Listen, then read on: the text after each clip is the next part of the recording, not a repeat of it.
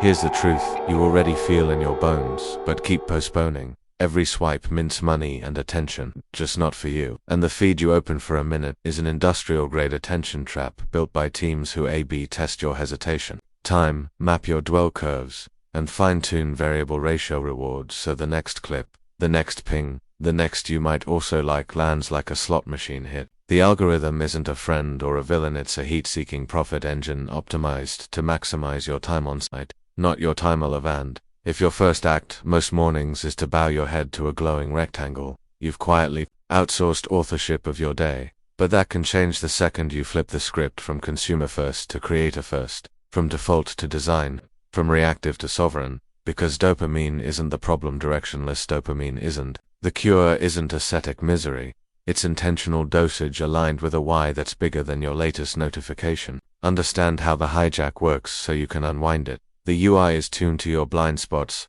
Autoplay removes choice.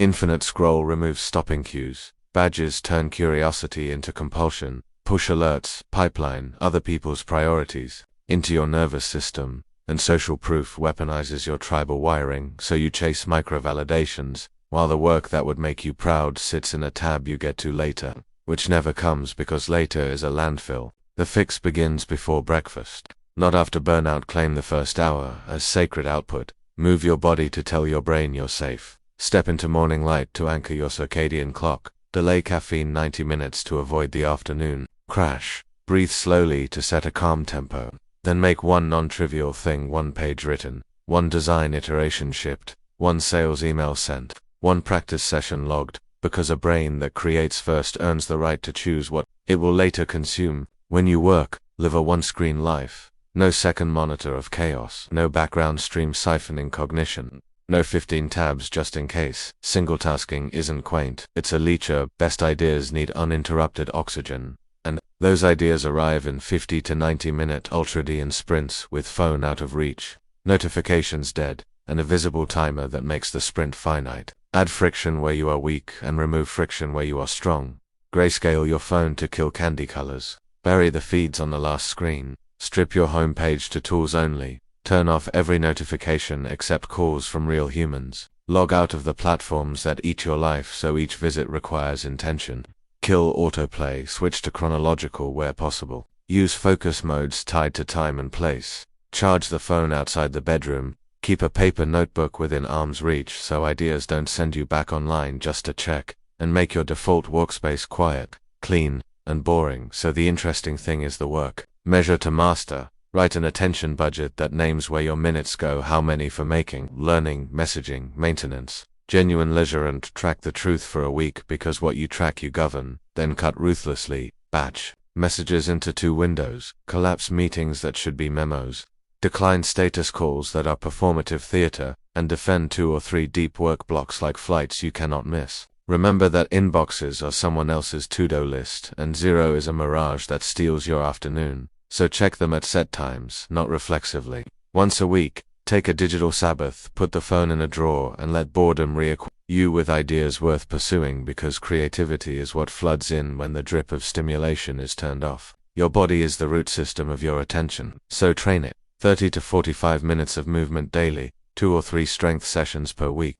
Walks without audio so your mind can unfurl. Protein and water to steady your energy. Consistent sleep with a hard shut-off an hour before bed and a book waiting so you stop bargaining with the feed at 1 a.m. Talk like someone in charge of their time. I'm offline 9 to 11 is a boundary, not a debate. And the moment you explain it, you invite negotiations that hollow it out and force once. Then let consequences do the teaching.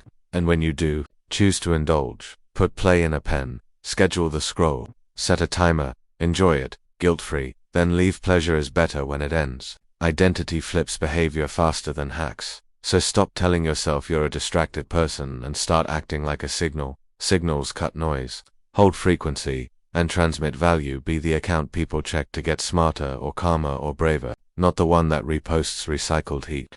Trends are for those without direction. Pick a direction and you'll set a trend by showing up with boring consistency.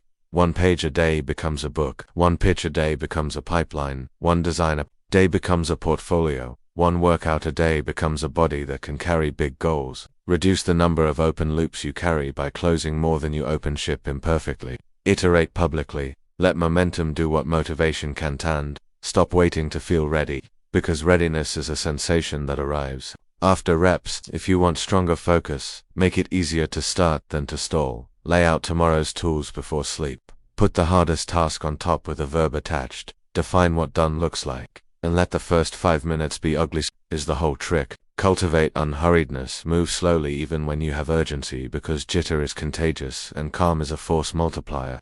When the itch to check hits in a sprint, write it down instead of acting on its itch. Resisted impulse is a rep of agency, and agency compounds. Curate upstream so you don't fight downstream. Unsubscribe from junk. Mute the loud but empty. Follow fewer. Follow better. Favor long form over confetti. Pick one teacher per domain and go deep rather than sampling 100 shallow takes. And use read later sparingly, because later is code for never read now or delete. If you lead a team, stop glamorizing constant availability. Protect maker time for everyone. Communicate in blocks. Model boundaries, and watch output rise as performative busyness falls. If you're a student or creator, stop confusing learning about the thing with doing the thing. Study, then immediately produce a small artifact to lock the lesson in.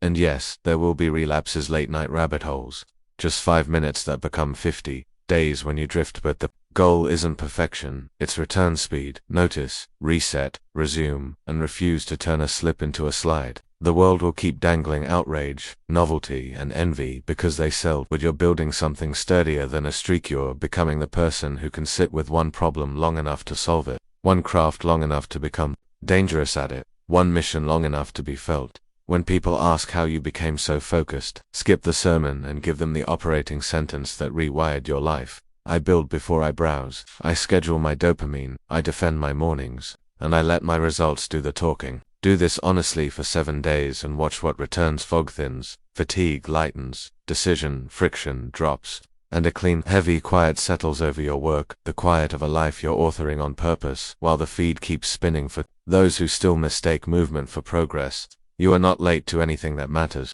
You are right on time for the only trend worth chasing.